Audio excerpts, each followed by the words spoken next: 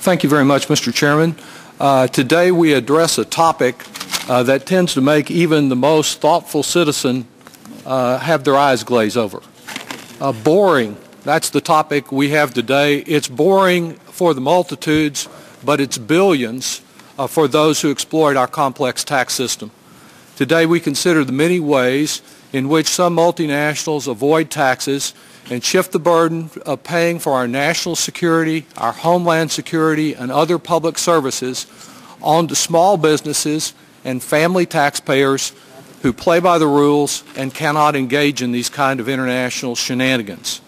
One of the best examples of why we need today's hearing on this boring topic is provided by the excellent investigative reporting of Jesse Drucker for Bloomberg News, which is well summarized in terms that I think any American will not find boring and can quickly grasp by this brief ABC News report that I will show the committee now as part of my opening statement. It's only a couple minutes. And taxpayers are struggling with those record deficits. What if tax dodges are taking billions out of the country?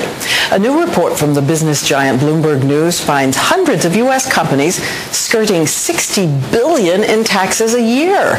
Is it legal? Well, it turns out to be, but is it right? Ron Claiborne reports. 30 million prescriptions were filled last year for the antidepressant Lexapro, which is made by the U.S. pharmaceutical company Forest Labs. But according to a new report by Bloomberg News, most of the profits from Lexapro were transferred overseas, thus avoiding having to pay taxes in the United States. It does not say the profits from this go outside the country, anywhere. Which came as a shock to Tyler Hurst, who buys his Lexapro at a Phoenix pharmacy. Does it bother you? Yeah, because it seems it is shady. Actually, in most cases, it is perfectly legal, and hundreds of U.S.-based multinational companies engage in the practice known as transfer pricing.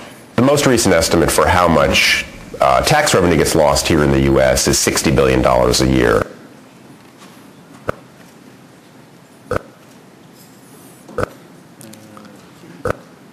Well, it sounds like the rest just got offshored. If it comes back on, there's only about another 30 seconds work, but some of today's testimony...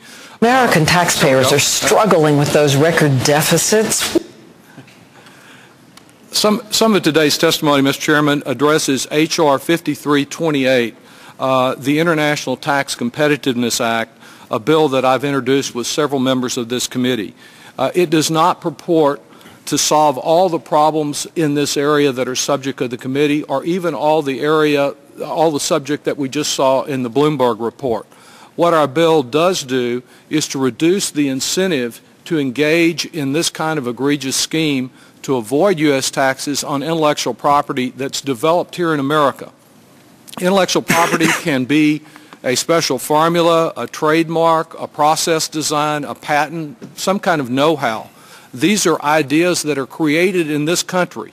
Unlike a manufacturing plant or a storefront that may need to be located for legitimate business reasons near a foreign client, intellectual property lacks any physical form by its very nature, and there's not a business purpose other than tax avoidance to maintain ownership in one country rather than another.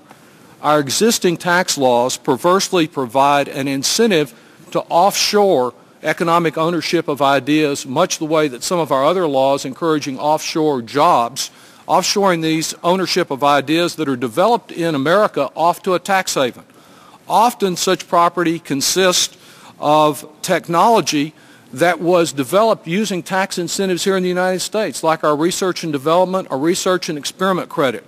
It involves using top-notch American-educated scientists, engineers, and other experts. So after all the deductions and credits are taken in America, and just before the research produces a product, that intangible property is shifted off to the foreign tax haven company.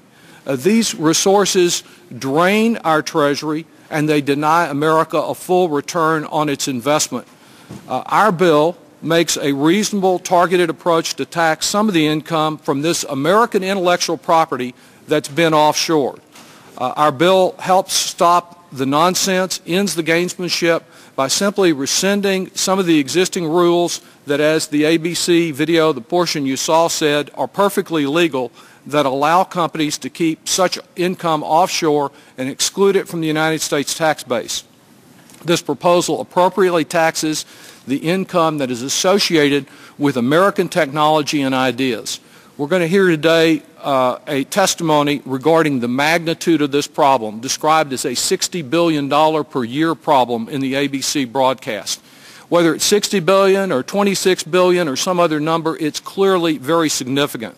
We need to address this fundamental issue of transfer pricing, but in addressing the broader issue of transfer pricing that we'll consider today, perhaps in a future Congress, we need to do that, but that ought not to be a reason to postpone action in this Congress on the issue of how intellectual property is handled. I believe we should shut down these ruses, reduce the incentive to manipulate the complex transfer pricing rules, and return much-needed revenue to our Treasury today, and I thank you for the opportunity to offer an opening statement.